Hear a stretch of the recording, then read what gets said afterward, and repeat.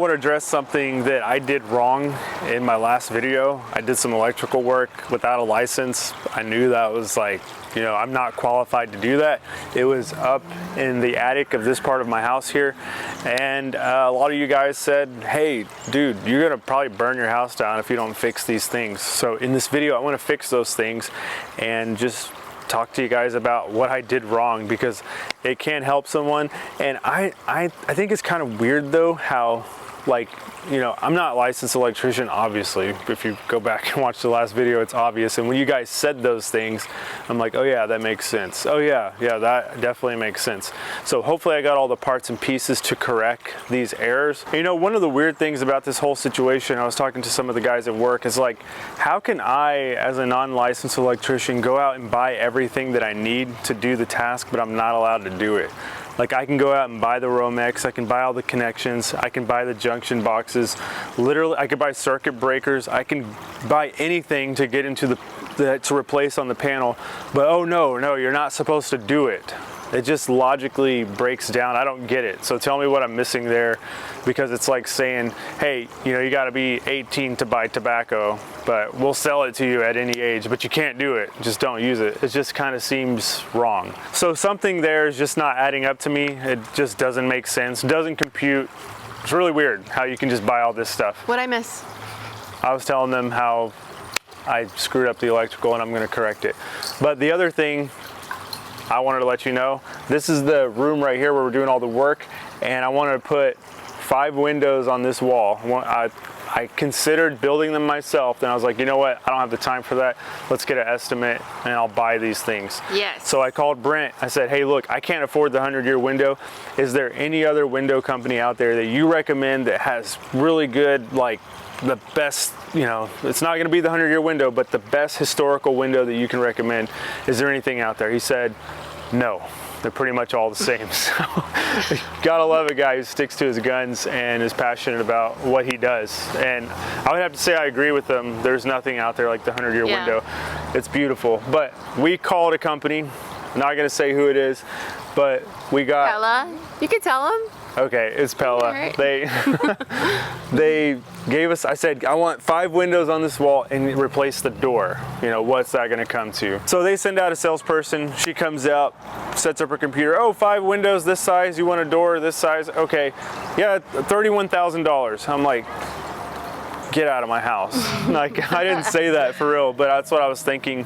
And awkward. It was awkward after she told us the price. I think she could feel it too. Like, I was just like, oh, that's interesting. Cool. Yeah. We got a lot to think about, you know. It's just like, no, $31,000 for 5 windows and a door. That's probably why they send you the estimate instead of tell you right there, because of the awkwardness when you hear the price and you're just like, anyway, enjoy your Sunday.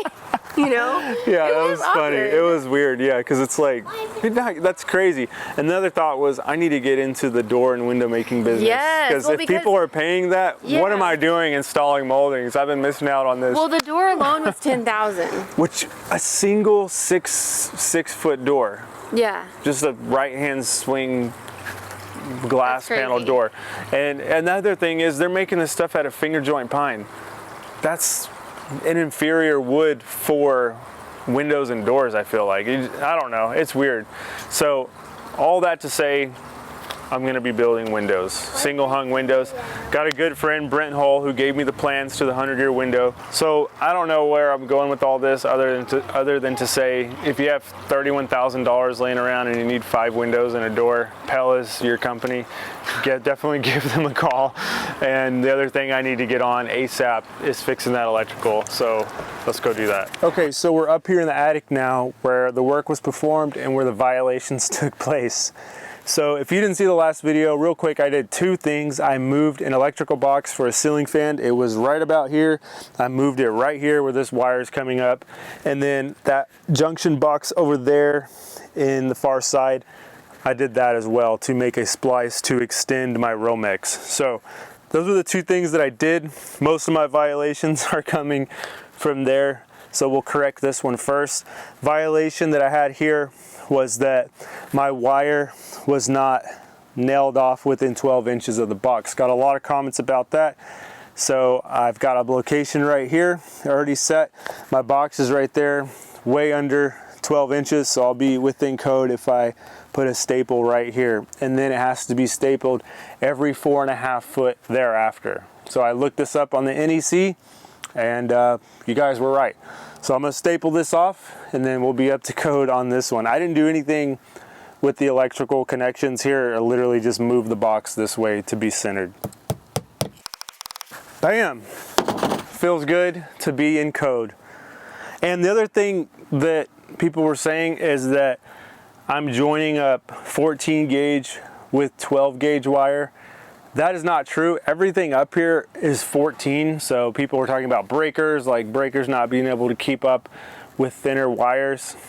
I just match, that's one thing I did get right. I match everything 14. So that has nothing to do with this, but it does have to do with this. So let's go look at this thing. So this little box here, this junction box, is where I made several violations, and it's kind of ridiculous how bad these were now that I'm looking this stuff up. It's kind of obvious. So one thing I'll point off right off the bat is that some people I think are confused. They're saying you can't cover this splice.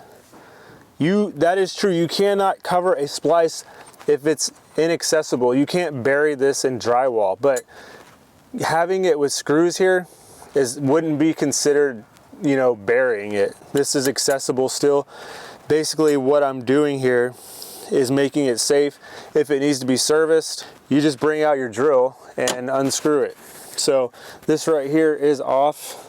We could check our hot wire right there. This is a non-contact voltage reader, and what I'm going to do to correct this violation, the violation is inside of here. Hopefully you can see this. This is a little hard to record this up here, but this punch out, I basically just used it as a clamp. Like, I didn't punch it out all the way, and I'm using it to pinch the wire so it doesn't get pulled on.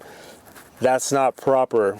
What I need there is what's called a strain relief. You'll see this on a lot of electronics, and it's like a crimp it's basically like a staple, how we just stapled that off over there, but it's a staple for the wires, so if it gets pulled on, it's not gonna slice it on this metal box. But because it is a metal box, it has the possibility to basically conduct electricity and start a fire if it cuts the wire. So I'm going to take these wire nuts off here, and we're going to have to reconnect this stuff, because I got to put those punch out all the way through, and then put the strain reliefs in.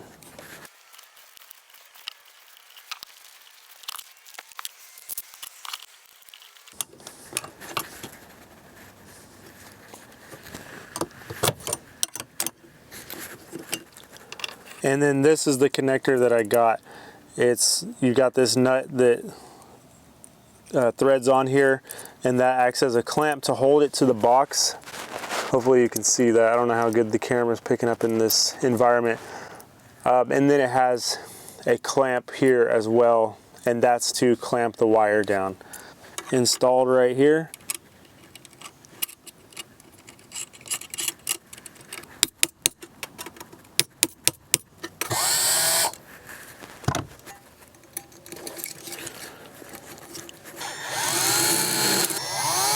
Bam, one down, one to go. I'm going to repeat that same exact process on this one over here. The next thing I need to correct to not burn my house down is take a wire like this and ground it to the box, and then twist it up with my ground wires in my Romex.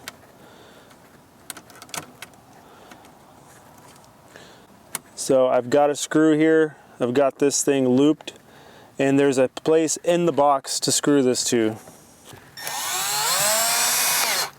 So this is now screwed to the box, and this is probably a little bit too long, so I'm just going to cut this there.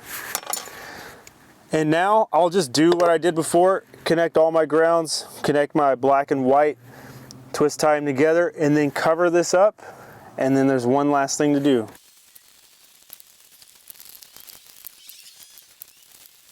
Okay, here's an up close of what I got now. Starting off, you can see the original wire there, 14. That's what I joined with, 14. I got clamp on here, clamp on there.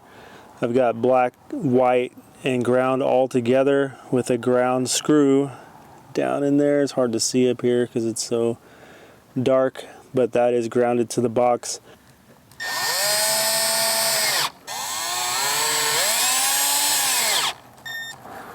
And the last thing to do is my favorite part of electrical work, is when you get to do carpentry and nail this off 12 inches away from the box. So this is 12 inches away from this box, and the box that it goes to is right there. So it's 12 inches from that box.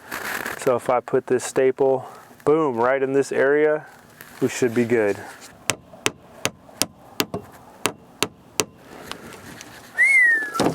So there you have it, guys. That is how to not burn your house down doing electrical and making splices, all this fun stuff up here. I think we're good now, I think, but please, like I said, let me know if you see anything I did here that I need to correct, because I'd love to correct it. I appreciate the free electrical advice. You're saving me money on hiring an electrician. They are expensive, very expensive, and I know because I've used them. I know my limitations. I had them add 2-phase to the shop for the equipment, and then I also had them add another circuit box panel. See, I don't even know the terminology. Another panel for my mini split, because we were out of room on that one, and they did all the wiring for that. There's no way I would try to do that. So I think I'm okay messing around with this little stuff and should be good to go. But other than that, I feel confident in this, and I'll catch you guys on the next video.